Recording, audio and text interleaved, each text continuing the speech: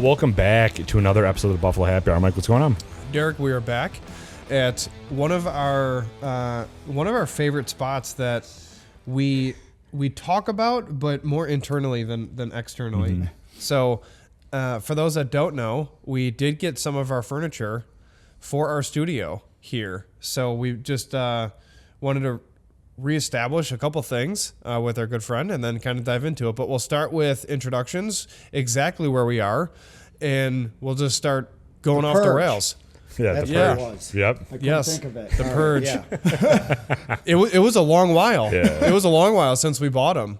I just couldn't think of the film because there's so many films happening in Buffalo right now that, and it's a good thing, they're kind of blending together. Yeah. You know? By the way, my name's Neil Gerard. I'm the owner of the Story Garage, vintage furniture, vintage clothing, vintage records, vintage art, normal art, local art. So, yeah, you reached out to us and we're like, well, we're going to outfit a new studio because we're going to move because we're insane. And you're like, well, do I have something for you? And you were like, these two pieces were on the set of The Purge. Do you want them? And we're like, oh my God, that's a must. yeah, and I got them directly from the prop master. So yeah, they were great. They were black. I remember. Yeah. How does that work? Do they just reach out to local furniture places? The movie situation right now in Buffalo is very interesting because, again, there's tons of films being shot here now, which is great. And I had Patrick Gallo film his short film Kansas. He filmed a couple scenes here, which I have an open invitation, open door policy for any creatives that want to do anything. Whether it's an art show, whether it's a music video, I've had dozens of those shot here. Whether it's a movie, anything. So being in the furniture business, I get a lot of prop masters coming in here looking for specific things. It doesn't always work out for two reasons. Number one, if a film shot takes place in 1955, the furniture has a small window that it's got to fit into. I don't have a lot of stuff. Yeah. I have a 2,000 square foot showroom that at the close of business on Saturday, more often than not, is empty. So I don't necessarily always have what they're looking for. Occasionally it works out.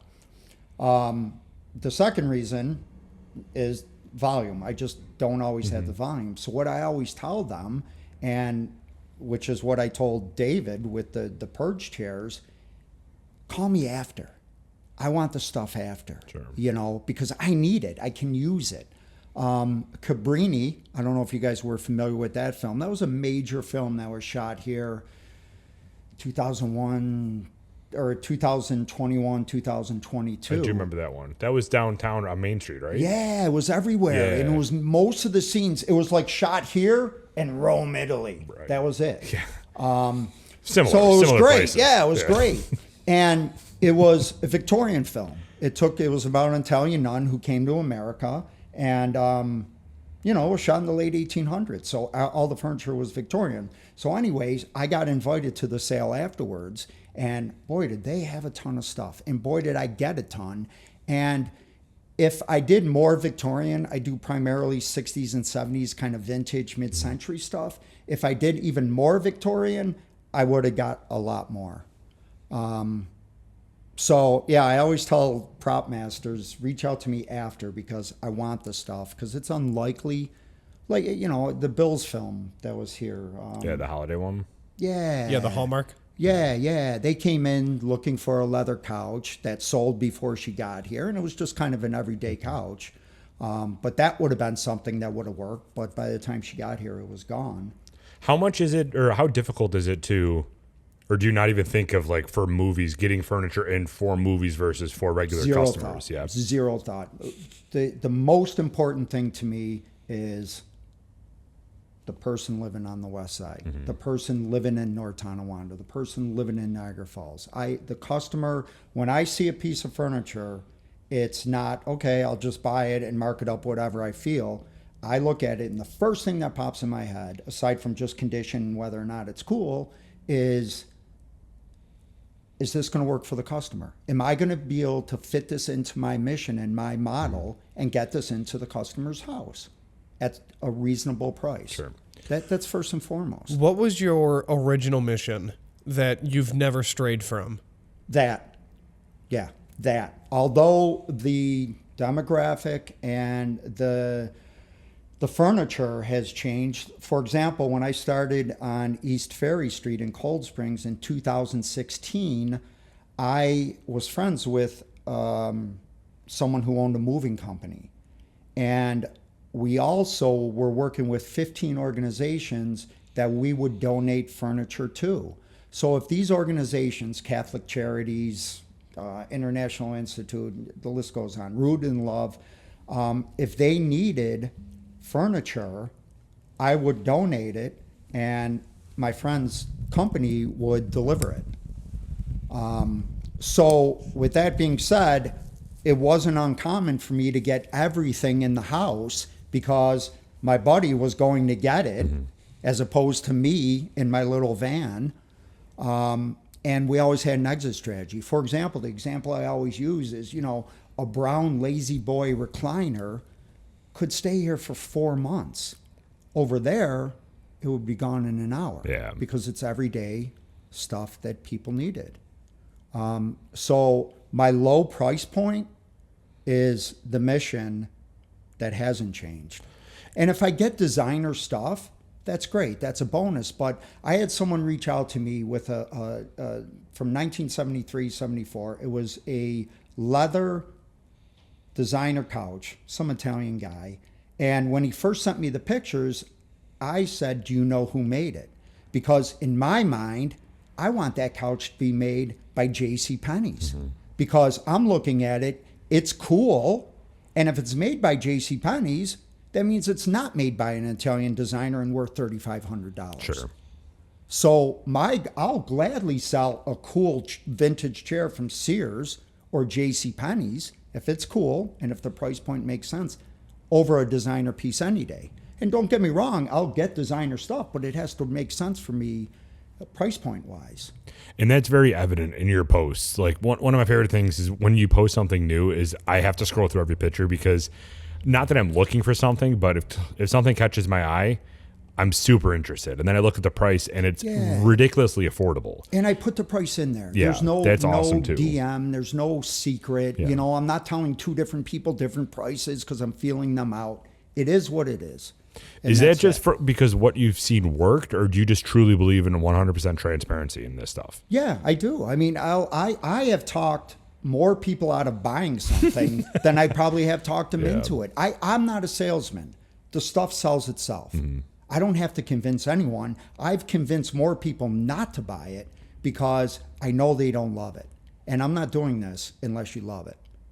I mean, you can grow to learn and love anything, but if you're not feeling it, don't. Because I get such a volume and my price is never going to change. There's something else that's going to come around the bend. Just if you're not in a hurry, wait. Yeah. What part of the city did you grow up in? Right on the Kenmore-Tonawanda border. Okay. Yeah. So you're a man of the people. You are the people. And then what's the original story to get you into this? My parents, they were collectors. They collect a lot of Kittinger furniture right here in Buffalo. My grandparents actually met in like 1935 working at Kittinger. They didn't work there long, but they met there. My parents have collected furniture, Kittinger and other stuff, traditional stuff. And my parents are very charitable and very giving people. Think about others. Yeah. If you can, do it. And that monetarily, if you can do it monetarily, great. If you can volunteer, do it. Do it. Yeah. And we need to get back to that a little bit more, I think. For sure. Yeah. Yeah. So when did this all start? Well, for you? I opened up in October of 16 Okay. in a unheated garage that was technically a storage space on East Ferry Street. It was connected to Metro Storage. And the reason why I got that particular space is it was perfect, aside from the heat, no windows, no water, and that. Perfect. Perfect. It was right around the corner. My buddy actually had his moving company office in Metro Storage. His office was a normal office in there. And again, I knew they were going to be doing all of the lifting. So when they would go out on a job and let's say they got my stuff, the trucks had to come back there anyways. And it worked out perfect. And my buddy had a key for the place and yeah. It's crazy too because you know the story of each piece coming in. Yeah, and that's one of my favorite parts. You know, my buddy, Brother Scott, who used to hang out here, he got a full-time job. He said it best one time, talking to a customer. He said, we care more about where this piece came from than who made it. And that kind of goes back to what I just said. Yeah. And again, I don't want to bash designers. I mean, I've had tons of gorgeous designer pieces in here, but it has to fit what I do. Sure. And ironically enough, a lot of times people will reach out to me because they want that piece to go to someone who's not going to be able to walk in somewhere else and buy it. Sure. I had this amazing, it was called a magic box, and it was a teak desk, folds up into this little cabinet. Super rare, super rare. It was the only one I've ever had, ever, and certainly in my 9 years of doing this, or whatever the math is on it. And that person is a collector, and they reached out to me, and they said, I'm reaching out to you because I want this to go to someone. Nice. Wow. Yeah. And it came with the disclosure or disclaimer, don't tell anyone else that I'm doing this, which is fine. Yeah. You know, because they don't want, you know, it's a mission. And people buy into it. Sure. And I don't mean that in a negative way. It's easy to get on board when you're treating people right and you're doing the right thing. And, you know, again, with the descriptions of the furniture, and if someone comes in and is looking at something, the first thing I'm going to mention is what's wrong with it, not what's right with it. You did that for us too. The chairs from the set of The Purge, you're like, there's a scratch. I'm sorry. And we're Yeah, like, I mean, dude, it's on the back bottom left we don't portion of care. a like the foot of this chair. It doesn't matter. We got to know though. The funny thing though is like looking back on it, or where we are right now, and then looking back on when you started 10 years ago, you have the luxury to deny pieces now. 10 years ago, did you have that luxury, or like what was that selection process like when you were just starting? Well, I was way more inclusive because everything, we had an exit strategy over there. Everyday stuff over there would sell. You know, again, I'll use a Lazy Boy recliner, which isn't necessarily something I would carry here. I've had vintage ones, you know, they were super cool, but, you know, if it's an old Lazy Boy recliner, it wouldn't necessarily fit. It would be here a while, I guess, is what I'm trying to say. And, you know, I don't like things here for a while. If I have something for a month, which is 24 hours, which is 4 business days, that's an eternity. Yeah. I'll never forget, I had one of my artist friends brought artwork in here on a Saturday, and I had a piece that I had a sold sign on, and it, she goes, oh, that finally sold, you know, and it was here 11 hours, you know, and I started cracking up. I'm like, that's the mentality here, you know? And the funny thing is, and this might not be a good thing, people automatically assume that certain amazing pieces are going to be gone right at 11 o'clock. So there's been times where absolutely incredible piece doesn't sell right at 11 o'clock because everyone psychs themselves up. They're like, there's no way I'm going to get it, because there's a line usually. Sometimes there's 3 people, sometimes there's 20 people, sometimes there's 15. And what I love about it is we've never had an issue, which when you think about people are lining up for something that they really, really want, everyone is cool. You know, and I've had people just kind of come in and someone will say, you know, all right, I'll take this. And I'll say, were you here first? You know, or are you before everyone else? And people will vouch for others. Sure. You know what I mean? They'll be honest. The community is very, very good. Like a lot of things get highlighted that are bad because that's the things that people want to highlight. But for the most part, this community is amazing. Yeah, and I think to get back to, we need more of that. We need to highlight the divisiveness is, I wasn't raised that way. Yeah. You know what I mean? It's, you it's we live in tough times. I mean, we're all in a room, and unfortunately, no one's in the middle of the room. Everyone's on the opposite sides yelling at each other. Definitely. There's no conversations, and it's we need understanding, we need compassion, we need forgiveness. I'm a year and a half sober, and Nice. Cheers. yeah, Congrats. That's huge. Yeah, when when I was drinking, it was a cliche. It was Dr. Jekyll and Mr. Hyde, and I've done a lot of crappy things. Yeah, a lot of crappy things that I'm not proud of, things that I deem, it's very tough for me to forgive myself for the stuff that I've done. And, I think we need more forgiveness, and, we need to measure people for where they are as opposed to what they've done God knows when. What have you done, now? Sure. I'm a year and a half sober. I've never done anything crappy sober. I mean, if you guys were out somewhere and said, "Hey, man, I saw your friend Neil, man, he was a jerk," you're going to say, "All right, he was drunk." You're not going to say, "Oh, he was sober." Sure.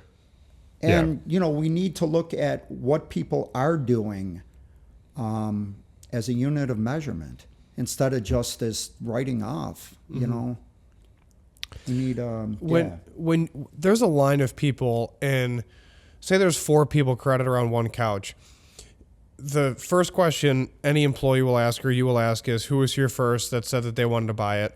And then the other 3 people will be like, all right, yeah, it is what it is. Like this, this woman was here first or whatever.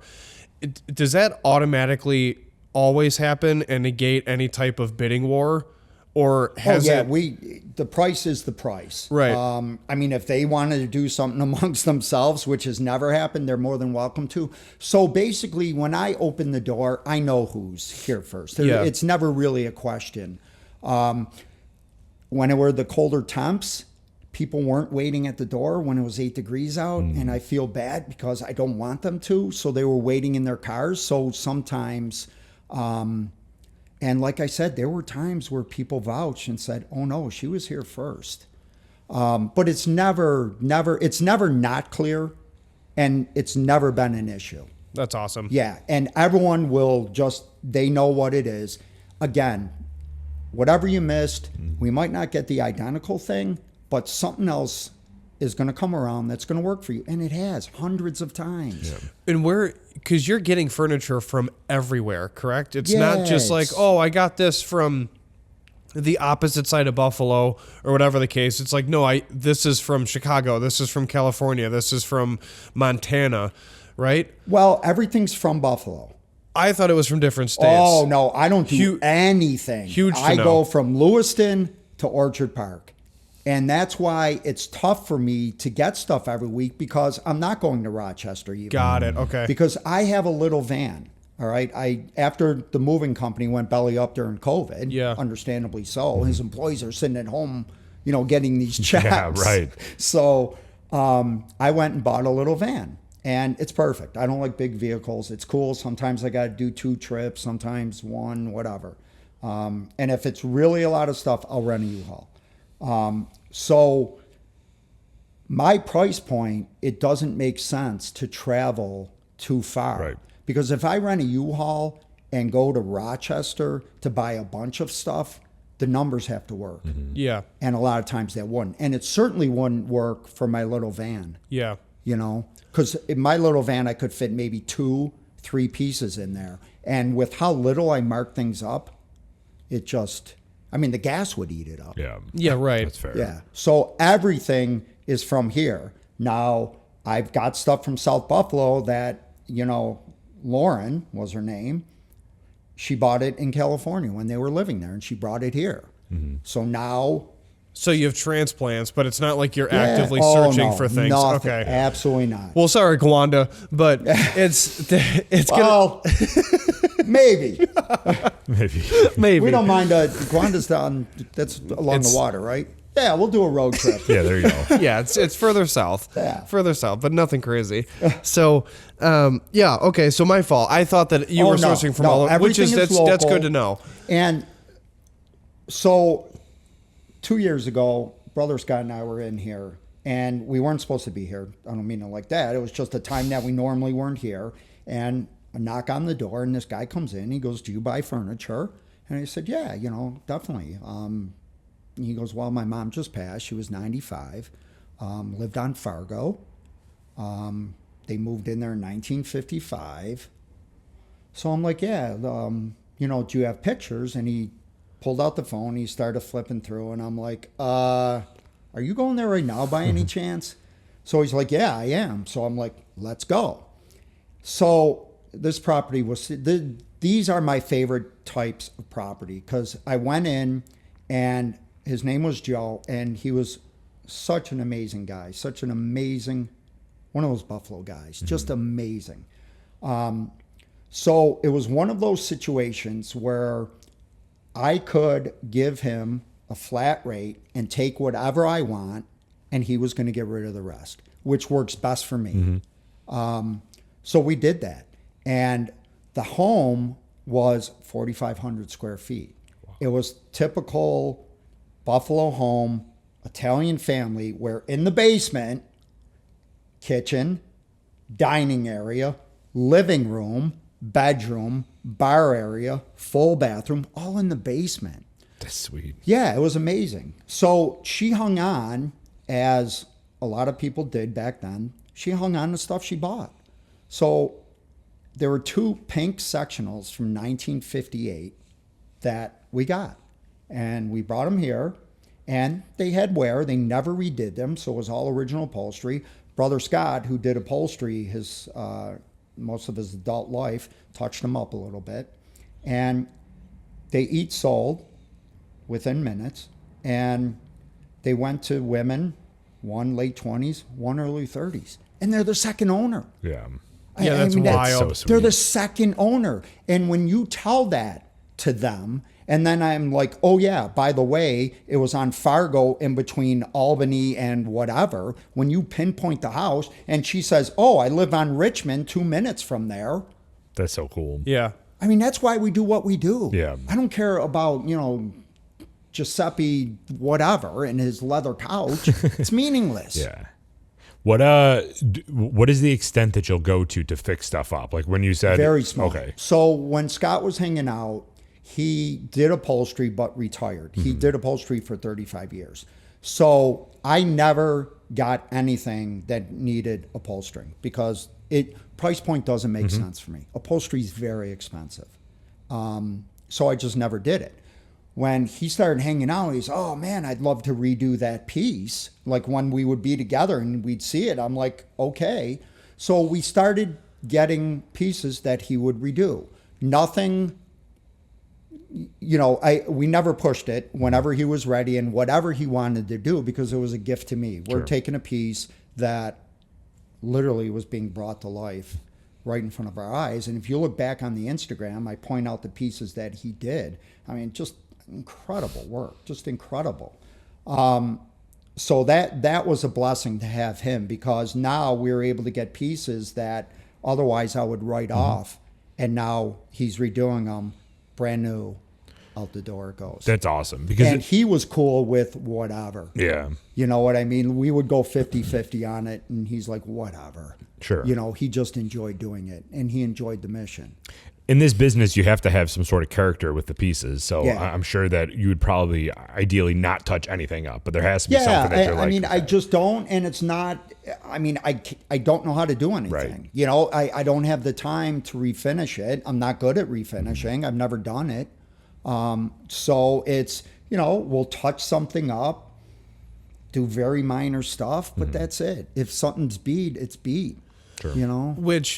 Because that's what you're trying to save. Like, you're trying to just retain the good that's within the city, so that other people can also enjoy it if they're less fortunate or whatever the case may be. Right. Or they just want something that's a theme of a room. Right. Because there's a lot of people that, obviously bars have always been a staple in Buffalo, but if someone's trying to finish their basement and like establish a bar, and you're trying to fit a specific theme of a speakeasy or not, like it's where do I find, and I don't, I'm sick of Wayfair. I'm sick of the wood dolls that always fall out. I hear that every day. Yeah. And, one of the things that I love is tons of my pieces, tons have ended up in retail settings. So Jackrabbit has a bunch of my pieces there, which I love seeing. Local Honey Hair Salon bought a bunch of pieces. So people are retail, boutique stores, bars. They're starting to get away from the mainstream. The Pier 1 type display. Just and looks I fake. hate to say that negatively, just the kind of just whatever Mm-hmm. commercial display. They want an actual piece of furniture. And I've sold tons of stuff that way. Little Salmon. I mean, I tons of my stuff has ended up either in bars, retail, hair salon, whatever. And I love that. Is there anything you wouldn't sell that's on the floor? Like that cash register, I believe, was here. No, I mean, that's a friend of mine's. It would sell. We just got that. I got that 2 weeks ago if someone needed it. That's cool. Yeah. There's stuff that my friends have brought in that are more display that, they're not selling it. But I try to minimize that because one of my pet peeves is I don't want people saying how much. Sure. And it's happened because people have amazing eyes and they'll come in and pick out collector stuff that my buddy brought in, but it isn't for sale. So I minimize that. Like my Beethoven bust. I got that when I was on East Ferry as a gift. He's been riding with me since 17. He absolutely not for sale. Yeah. Absolutely not for sale. The Beethoven bus? Yeah, bust. Yeah, there's a bust of Beethoven in the front window. Oh, okay. And he's literally been with me since 2017. And Beethoven's my guy. So Was that something that you got as part of the business and you just kept it? yeah. Okay. Yeah. So that was a very, very, very large amount of stuff. And when I saw that, I'm a classical music nut. Sure. So when I saw that, Why Beethoven? I love Beethoven. Yeah. Where'd that start? What's the story behind it? Between You and Beethoven, yeah. I just love classical music. Ever since you were a kid? Oh yeah. My parents used to take me, and then I tell this story all the time. When people talk about exposing their kids to certain things, you never know what they're going to internalize. And music's a huge part of my life. Oh, yeah. I mean, it's everything. Most of the time I'm going out, it's for music. I have season tickets to the Philharmonic. I see live bands all the time. So music is very important, and it's very important to what I do here. We try to incorporate it as much as possible. And I'd like to do even more this summer. I mean, I got asked to be on the board of the Black Rock Riverside Alliance because they want me to help with programming in the park, which I used to do. And then we backed off from it because we were doing markets, and there's markets everywhere in Buffalo, everywhere. Yeah. I mean, it's good, but I'm not taking vendors. I don't want to compete for people. So we're just like, you know what? Let's give it a rest, Yeah. But we will be doing some programming in the park this summer, hopefully teaming up with the Sportsmans, and hopefully a music series, because that's what the Sportsmans did 2 years ago. That's sweet. Yeah. It was. They chose. I don't know who, but they chose to do it 3 to 6 on a Saturday afternoon, which is kind of a dead spot. So hopefully, if we do it, we'll find a time that's a little more appropriate for everyone. When did you end up moving to this building, though? This was September of COVID, 2020. So what happened there is during COVID, I didn't open, and I'm like, you know what? Let me use this time to look for a space that has heat, maybe a window, because the thing about being over there was there would literally be the equivalent of 2 months in the winter where I wouldn't even open because it would be so unbearably cold. I don't want the people to be in there, let alone me, so I wouldn't even bother opening. And that's a disservice. I'm not doing heart surgery over there, but people come to rely on you, Yeah, for sure. They're walking in there. There's places that they can't walk into. And furniture should feel warm, and it's hard to feel warm when you're cold. It was cold. Yeah. I mean, if it's 3 degrees outside, it's -10 in there because it was brick and it's uninsulated, right, and it's retaining the overnight temperature. So it'd be pointless. Yeah. So I'm like, all right, let me look for a place that maybe has some heat. So I did try to look over there. Nothing worked out. Talked to my friend who works with a real estate company, came close on one thing. Actually, the building that I really, really wanted is I was directly across from Skateland, which would have been perfect because it's 2 skating rinks wide open. Perfect. Nice. Right across the street. The problem is, Sue, the owner, lives in Niagara-on-the-Lake. During COVID, she didn't come over here for a year and a half. Yeah. Oh, yeah. You know what I She mean? wouldn't be So able to I get back. called her and we talked, and we left it as who knows when. And as far as I know, she's never come back because it's still not open. Wow. Yeah, That's Skateland's wild. still not open. That's yeah. sad. I didn't know that. Oh yeah, they're since COVID. Yeah, Jeez. they have not reopened. So you chose this space during COVID. I guess, what was your time during COVID like selling furniture? So my buddy who owned the moving company, because he was married, he wanted to get out of the house. Fair. No comment. Yeah, who knows? I love my wife. My wife. So he opened up for me because the difference is, here I'm open just Saturdays 11 to 6 because I'm not getting the volume that I used to get. Because again, I would buy the contents of the whole house because there would be less discretion because I had someone picking it up. And not only did I have my store, but I had storage units in Metro Storage that would fluctuate 3 units, 4 units, whatever. And over time, I worked to get them closer to where my unit was. Got it. So inventory over there, I literally was open every day, literally. And I would sell tons of stuff. So he would be open. He would stay open there. And he knew the business, he was there all the time. He knew exactly, he knew everything. So he was able to do it. And I was grateful for that. So when things started freeing up a little bit and I started asking around stuff over there, then I'm like, all right, I don't want Hurdle. I don't want Elmwood. I don't mean that in a negative way. It's just the rents there just don't work for my mission. I don't want to spend $3,500 in rent and have to charge more. It doesn't make sense for what I do. So I'm like, BlackRock. I love BlackRock. So I actually looked at a building for purchase. Really cool. It was 2 buildings. One was an old schoolhouse. Just didn't do it.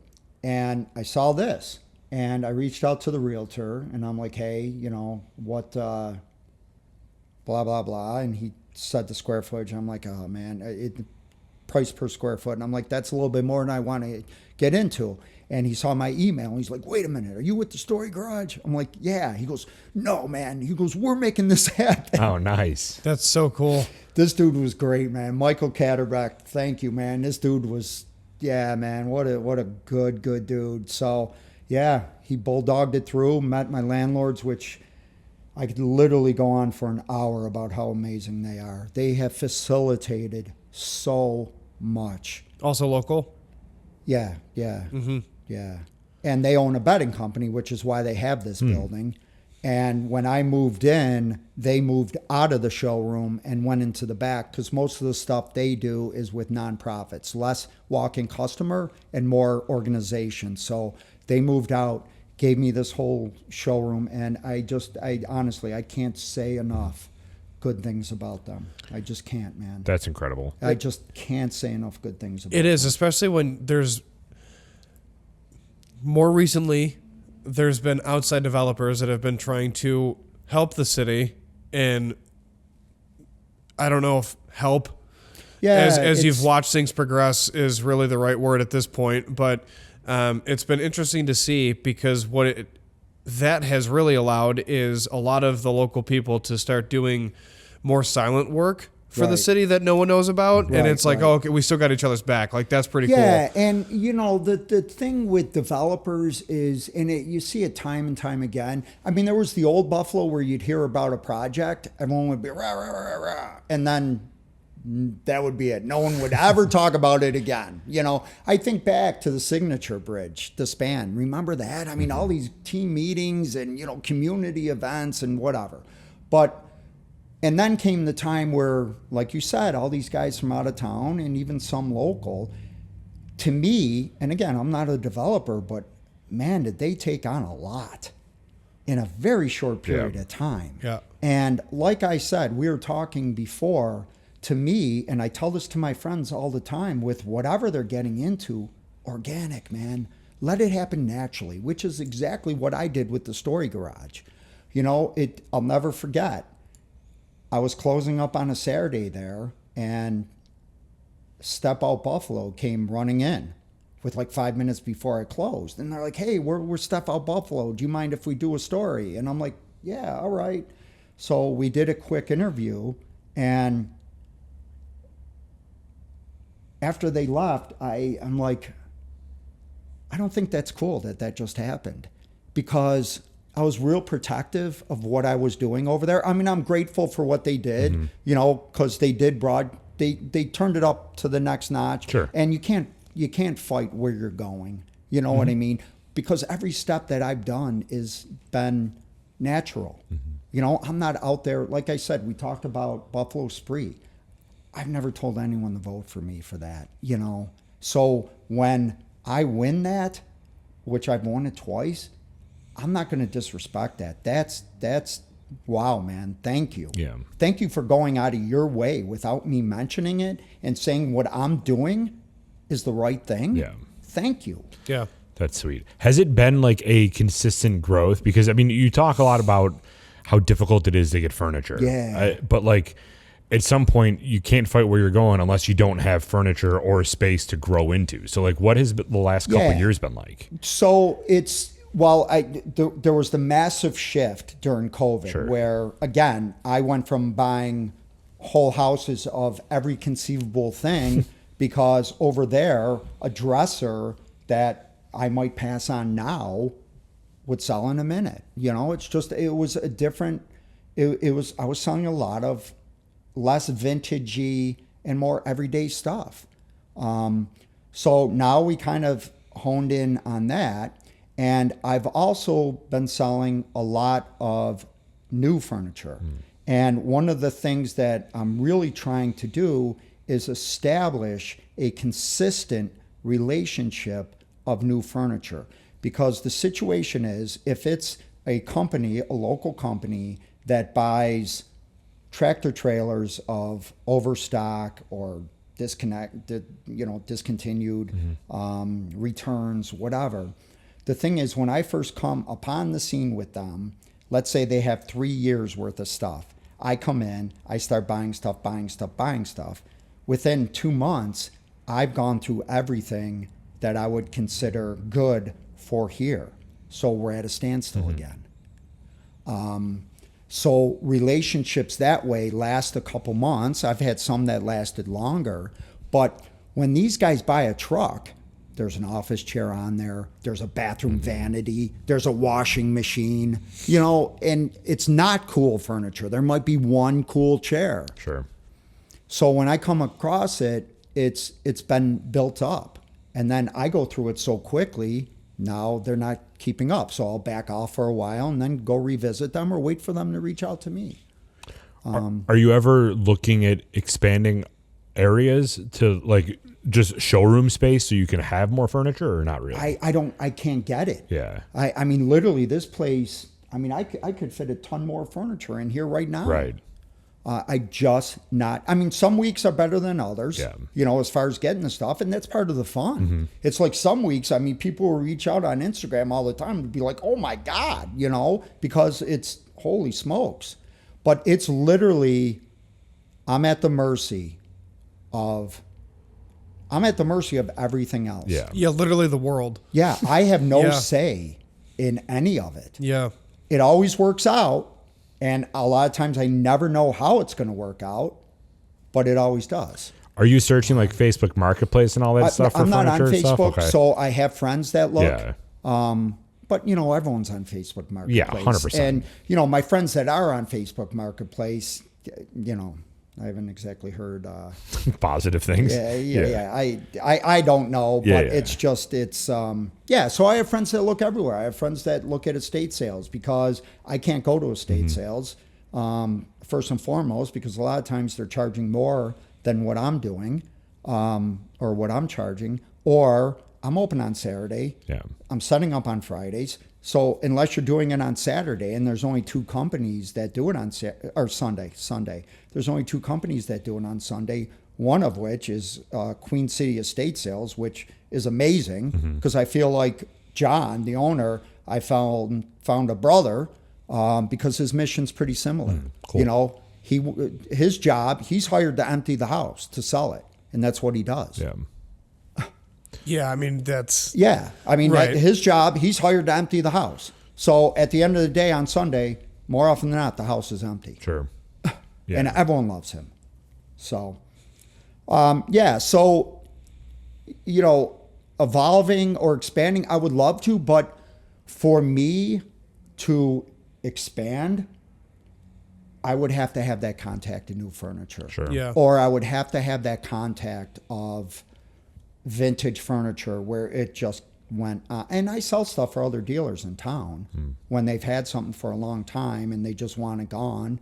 You know, I'll take it and we'll sell it and it'll sell in a minute, you know. Yeah. And good, now it's in someone's home.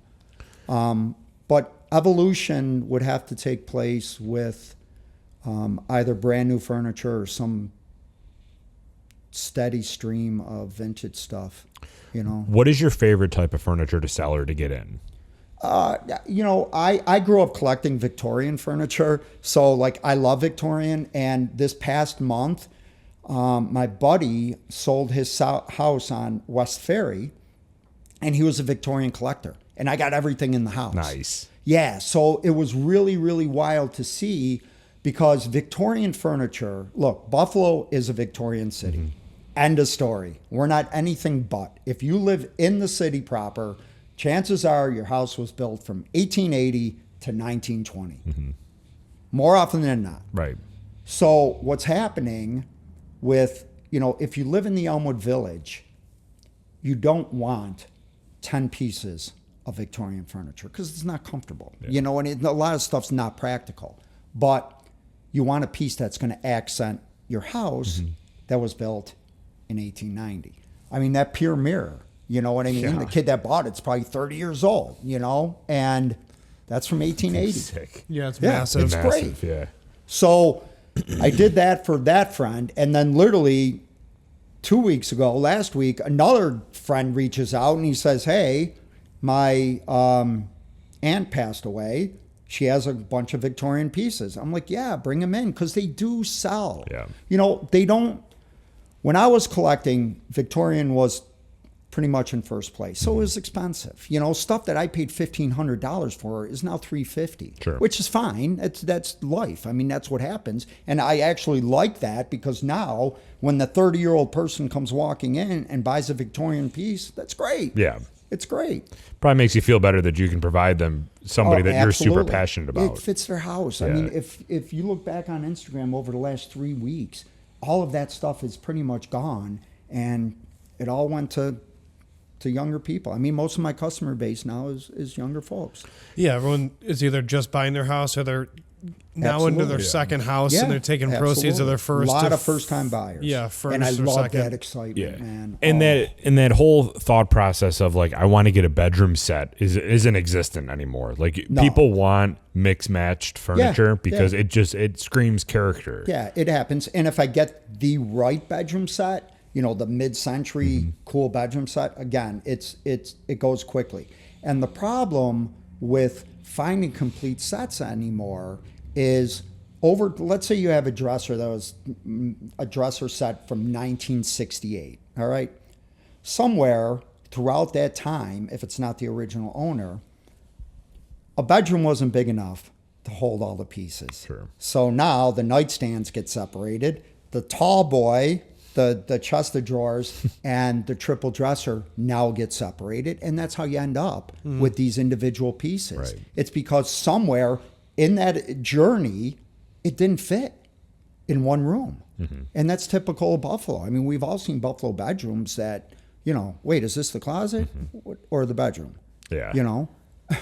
I mean, that's just, and third floor, like to talk about new furniture. So as you probably know, when you get stuff shipped, a lot of times it could be a sofa in a box, Yeah. and it comes in 10 pieces.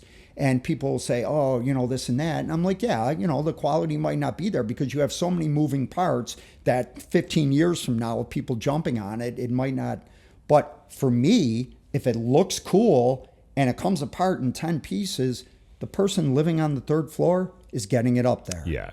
And that to me is a home run. So I'll take that stuff all day long. All day long. Do you do all of your business on Instagram? I don't sell anything on Instagram. Right. Everything's promoting, in person, yeah. but I have no other social media. That's it. Yeah. That's awesome. Yeah. So yeah, if you have to, if you want to come here and pick stuff out, obviously you can come in during Saturday hours, but for the most part, it's always scrolling through Instagram photos that you upload whenever you get pieces. Yeah, or people look Yeah. through the window all week. Yeah. The funny thing to me is like someone will say, oh yeah, you should go check out the Story Garage. And here during the week, it's not uncommon to look in the showroom because all we do is dump and chase. I'll have a couch standing up on end and go. So if you look through the window on a Wednesday, you'll see upside down dressers. You'll see couches laying on its back because all we do is we don't set up till Friday. We dump it and go. Dump it and go. So my running joke is, oh yeah, go check out the Story Garage. It's incredible. I'm like, these guys are looking through the window and they're probably like, what is my friend talking about? Yeah. It looks like it just got ransacked and people like, took did some someone stuff. break in? It's Picasso. Yeah, I mean, it's that's like, all. holy smokes. Every time I walk by, all I heard was Beethoven. Yeah, right. Which, it's funny because all I played on East Ferry Street was classical music. And not only because I love classical, but I realized over time, people took solace in that. And the people there, my customer base over there, didn't necessarily have exposure to, I mean, I'm sure they can turn on 94.5 and listen to it, but it wasn't necessarily always a part of their life. And it was and the reason why I know this is because I've had hundreds, probably dozens, if not hundreds, of people comment that, Yeah, but and you're getting granular is you're talking legitimate like Mozart, Beethoven. You're not talking like Hauser, who's famous on cello. You're not talking about like other composers that made like River Flows in You or whatever song. Yeah, like legit number 6 symphony. Oh yeah, 100%. That's awesome. I mean that's my love is legitimate, classical music. And I'll never forget too, I had a 1929 deluxe Victrola there. This was top of the line. Like when someone bought this and put their living room in 1929, the family must have been just like, holy smokes. It was that nice and it worked perfectly. Yeah. So I was playing classical records on there and it had that beautiful old tinny sound, It was great and people loved it. They responded to it. The other thing that was very cool over there was I was kind of kitty corner to Buffalo Performing Arts. So at 3:00 every day, here come 15 kids yelling and screaming into my shop. And it was just amazing to see the creativity. And once the parents knew that I was a safe space, they now plan their day around picking up their kids at my shop. I was open till 5 or 6 back then. So if the kids got out at 3, they stayed at my shop until 4:30 or 5 o'clock whenever the parents were able to pick them up, and they're doing their homework. I mean, I have videos and pictures of kids doing their homework. And the great thing there was because it was a performing arts school, oh my God, this one's playing guitar, this one's playing violin, this one's singing, this one's drawing art. I mean, it was incredible. I'll never forget this one student came in and I said, look, there's all black chairs back there, just painted wooden chairs, flat back. Go paint, go take this Sharpie, it was a silver Sharpie, go back there and draw something on it. I'll sell it and give you the money. Cool. So she goes back there, comes back, whatever, 10 minutes later, and 5 minutes probably even. And I go back to her, I'm like, oh my God, this would take me You know, and she's in whatever 11th grade. You know, and I'm like, this is astounding. I mean, it's astounding what you just did with a monochrome color. And, you know, I sold it for $50. Mm-hmm. Yeah. That's sweet. Yeah. Made sure I talked to her parents, made sure it's cool to give her the loot, and did. Give her the loot. Yeah. I love it. Yeah. Yeah. It was very, very, very good energy there. Just, it was great, man. It was great. When you got that Beethoven bust, was there anything else that you've gotten that you've wanted to keep for yourself but didn't end up doing I it? get asked that all the time. I mean, there's some things. The thing is, like with collecting my whole life, I've done the whole cycle. Mm-hmm. I've collected, replaced, collected, replaced, collected, replaced. You know, the only time I say is if I were to redo a space in like this kind of cool 60s or 70s vibe, I would have a field day. And there would be stuff that I'd be keeping. But until then, I'm good. Yeah. I mean, there's stuff that I look at and like amazing, but I've had zero desire. I hate clutter and I hate hanging on to stuff. And that's why this looks like this too, as opposed to just stuff piled on top of each other, because I can't do that. Sure. You know, I can't do that. So my desire to hang on to stuff is pretty much non-existent. What is existent is I can look at something and say, holy smokes, man, that's beautiful. It's got to be really cool, too, especially from your perspective, because you're seeing so many pieces come and go that if you really wanted to, you could have a different theme per every room in your house. Oh, yeah, easily. I mean, it would take me a month to do that, Right. probably, even, you know, with the amount of stuff that I get through. Seriously. I'd be like losing my mind. Be Yeah. like, I don't even know where to start. And you're like, oh, 1956 Victorian is what you're thinking of. I'm like, I wait, mean, what? literally in here right now, I mean, those are from the 30s. Mm-hmm. That's the original mohair upholstery. I mean, there's, you know, this is 1880s, 1890s. That chair's sweet. You know, that white couch, it's sold, but that's 70s, you know. Yeah. That's so cool. It's wild. Yeah. I will say I got to ask you something, because we've known each other for a couple. Yeah, when 3 did we years buy? probably. No, it's been like 6, right? When did we Yeah. buy those chairs? Yeah, Yeah, like 6. 5-6 years Yeah. ago. Every single time I've seen you, you've worn a suit, and you look to the 10s, man, all the time. Yeah, like that. thank you. He's not dressing we up all have for our us. Thing. We all have our Is that thing. what it is? It's just you like Yeah, you like wearing just, suits. yeah, I wear love that, suits, man. I you love know, it so much. It's, Like, no look at matter his where shirt I am. matches his I know. stripes perfectly. Like, it's crazy. Yeah, no matter what the event, it's yeah. Is that something you've always done? Yeah, I've always Yeah. I'm you know, everyone's comfortable in what they're comfortable 100%. in, you know, and it's just that I've always been comfortable in this, you know. That's one of the things you and I talk about it all the time, of like getting dressed up and going out. But like, All the time. Yeah. We literally talked about it today. yeah, 100% that we wanted to get dressed out and just go celebrate just something. go get a drink. Yeah. Yeah. But like, that's something that I've always been jealous of, is people that can pull it off like that, because Yeah. you just look so comfortable in it. Yeah, And it's well, awesome. because I am. Yeah. You know, again, we're all in, you know, we all have our thing that we're comfortable in. Yeah. You know, and What- this is mine. What year did that start? Like, age perspective. Well, I've always dressed up, you know. Did it start as like, all right, Sunday's best, we're going to mass or whatever? Yeah, And then it just I kind went of to Catholic morphed? school. Okay. So, you know, and like I said, maybe I internalized it. You know what Sure. I mean? I don't know.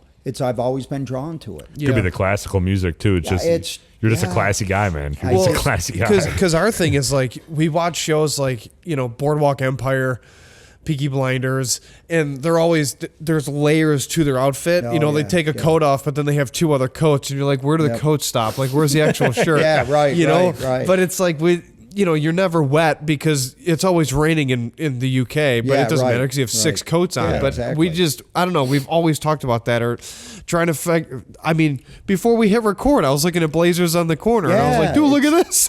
And, you know, I think obviously, and I'm not judging this, I mean, it doesn't matter to me, but, you know, it's changed, you know. I mean, I use the old example, look at a old photograph or video from a hockey game from 1957 or a baseball game. Yeah. There's not a single dude without a hat on. I You know. know what I mean? It's just times change. Time has changed. Yeah. Yeah, now you got leggings.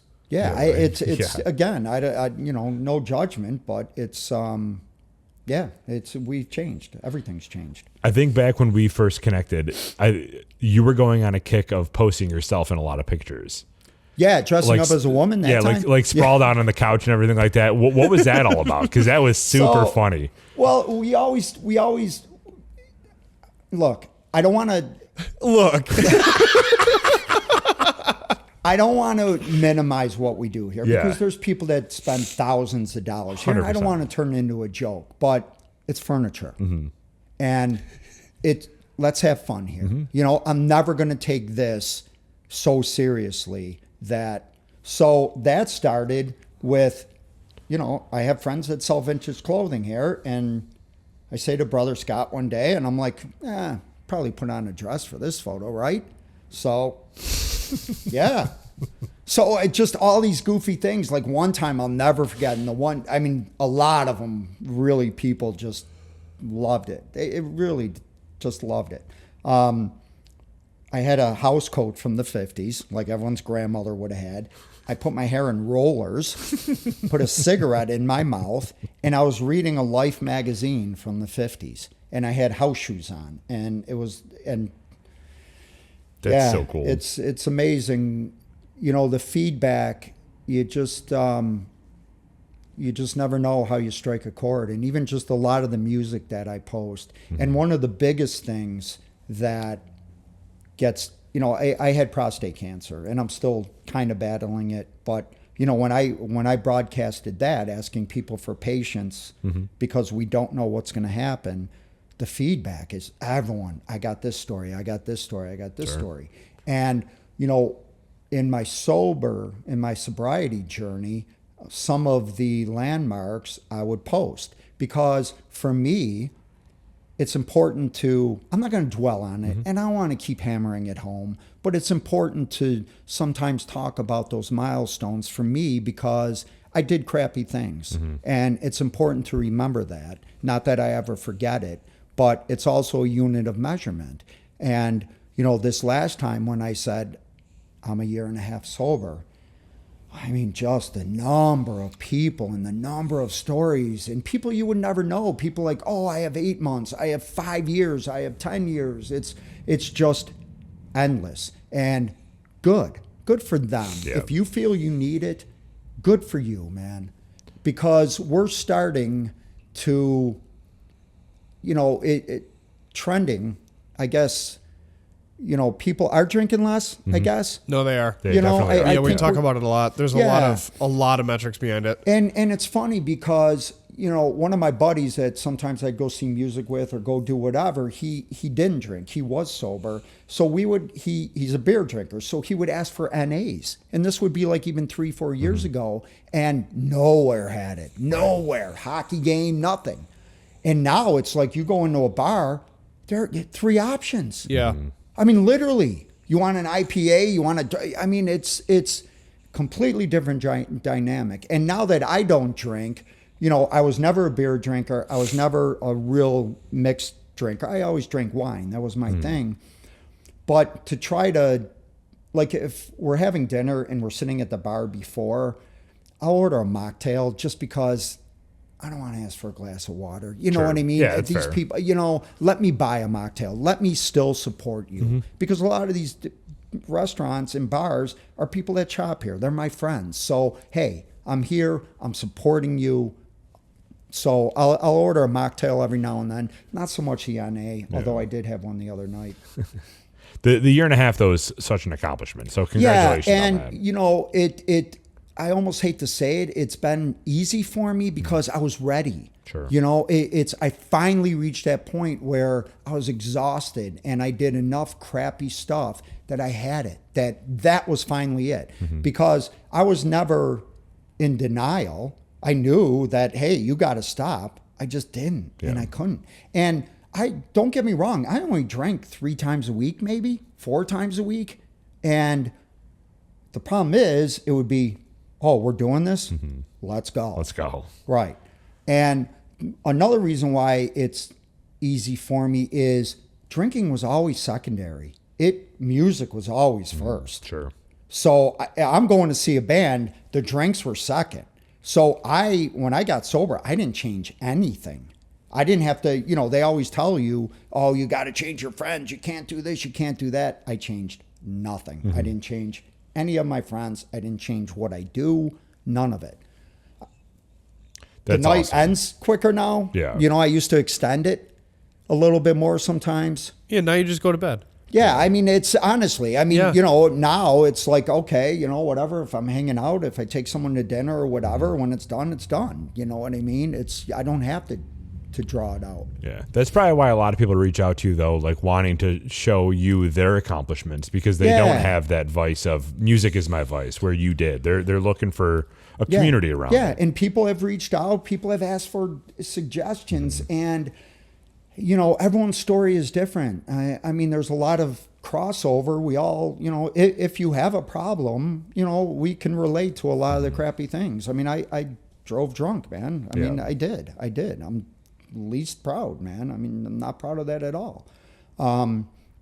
But you have to be ready. Yeah. You know, it's if you feel you need to talk to someone, go talk to the person that's trained to do this. You know, I Sure. mean, I'll be there for you and Yeah, I'll yeah. do what I can, but I'm just a dude selling furniture, man, you know? Yeah. And, you know, I have my own journey, but for me, my journey was, again, I hate using this word, but it's been because I was ready. Yeah. I was ready.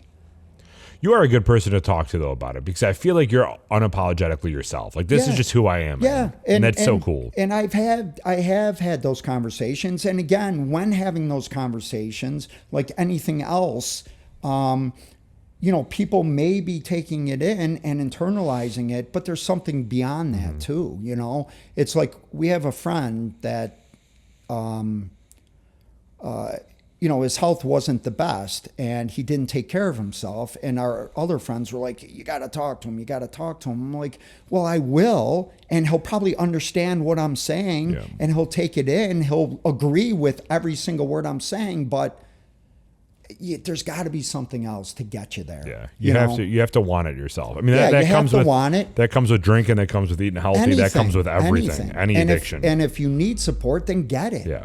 You know, it's that's why that's there. The weird thing about sobriety compared to the others, where it's like, oh, I quit smoking. It's like you probably should have quit smoking cigarettes in the 40s, you Right, know. But like with right. drinking, it's so socially acceptable that when you're the first person in the friend group to do it, it's super weird. Yeah. And you're always you're reaching for somebody that's like, hey, were you the first person in your friend group too? Yeah. And Yeah. and then it's that natural bond of like, I'm just trying to also, because it's tribalism. Humans. Oh, yeah, You know, yeah. like that's really what it boils down to. Yeah. It's just that sense of normalcy or feeling like it's okay, and you know you're seeking for that validation. Yeah. When in reality, it's like, dude, you can. I mean, for years we never had anything, and I mean, obviously we teach about whiskey, but you know, Kind of on the other side of the fence. on yeah, this you know, one. but it's for science. Yeah. You know, but yeah, it's really interesting too because people know that we drink and we review whiskey, but at the same time, we've never knocked somebody for being sober, and they don't know how to take that either. We literally They're like, judged "Wait, the mocktail what?" competition before. Yeah, so. we did for Buffalo's Bree. Yeah. We judged the mocktail competition to see who made the best mocktail. And Yeah, I went to one of those. It yeah, was great. It was really funny because people are like, now they don't even know how to take it. They're like, well, hold on, like what side of the fence are you on? It's like, dude, there's literally no fence. Yeah. Yeah, like we're right. just supporting you as a human being. 100%. And that goes back to what we talked about in the beginning. And you mentioned, you know, community, Derek. It's like, look, man, there's no reason not to be a giant community. Yeah. Yeah. You know, and supporting one another instead of judging one another or, you know, arguing.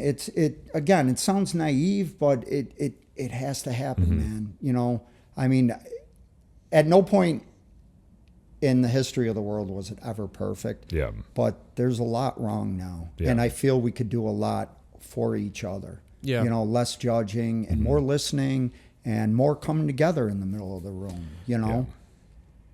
I think online is the biggest part of it. It's just like if you Yes. get people in a room, you can generally agree on most things.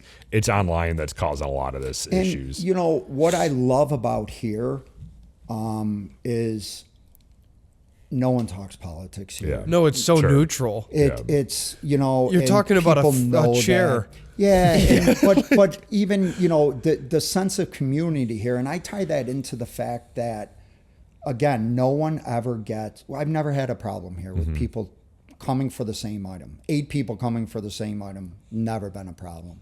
And I think it's just what you give out, you're going to get back. 100%. And people respect that vibe here. And we leave it at the door. And that you leave here, we ask that you leave a lot of that stuff at the, like pretentiousness. We kind of don't buy into that. And that's, just 100%. come on in, man. Just leave that there. Sure. Leave that there. Because it's real. Yeah. It's real here. Definitely. So if somebody wanted to, I know we talked about Instagram a little earlier, but if somebody wanted to be in the loop for your furniture, obviously Instagram is the only place to find it. The best way. Yeah. What's your tag? Your handle? It's at the Story Garage with some underscores somewhere in there. I want to say it's at _story_garage. Okay. Yeah. And it's fun. I do a lot of other stuff on there. It kind of is a hybrid. It's not just furniture. I do my music stuff on there. I promote tons of other people and businesses to help them out. And you never know. I mean, I post a lot of stuff that customers reach out to me with that doesn't necessarily work for me going to get it and then bringing it here and whatever. So I'll post it. So I sell a ton of stuff for other people by posting it in a story, and I don't take anything for that. So it's really, again, it is a community. I'm promoting bars, I'm promoting bands, I'm promoting all of it. My friend jokingly said the other day, when I was out, Shauna, my good friend Shauna, who does the records and the clothing, opened up the shop for me for 2 weeks. And that's when it was 8 degrees. So God bless her. And she was thankful she did. And because she had a great time and she met a lot of cool people. But in one of my posts that's saying, I'm not going to be there, Shauna's going to be there, I reminded people that pizza is an acceptable form of currency at the Story Garage. And I mentioned 6 of the acceptable banks that we accept pizza from. That's awesome. And someone pointed out, it's like, only at the Story Garage are you simply telling people that you're open and Sean is going to be there, and you manage to promote 6 local businesses. Right. And that's what we need to do. Yeah. Definitely. And again, I'm not saying it's not rocket science, and I'm not doing anything that, it's just be a decent human. Just come on, man. Yeah. That's so crazy. It's great. Especially small business, it's I know a lot of restaurants, it's a tough time for the restaurants, Very tough. I mean, all you got to do is try to get something to eat on a Tuesday night at 9:00, it's a different world. Yeah. And you hope that even with all the abridged stuff that they're doing that they find their way, because it's expendable money is tough for some folks these days. Sure. No doubt. And Absolutely. people are going to be selective. And that's why, people say, how's business? Well, I'm selling a couch for $150. It's good. Yeah. And again, I never want to take that lightly, knock on wood. But guess what? Whatever's going on out there, I'm still going to be doing this. Sure. That's awesome. So if you are in the market for some old vintage furniture, or even anything that fits your palate, go check out the Story Garage on Instagram. He posts all the time when he gets furniture, and everything will be very descriptive with the prices, and they're the most transparent guy we've ever met in the business. So go check that out and see if you like anything that he's selling, and come here and wait in line, because there is a line. Appreciate it, man. Thank you so much. Cool. Thank you guys. Really Thank you. appreciate it. Thank Absolutely. you. Thanks for being back on. We appreciate it.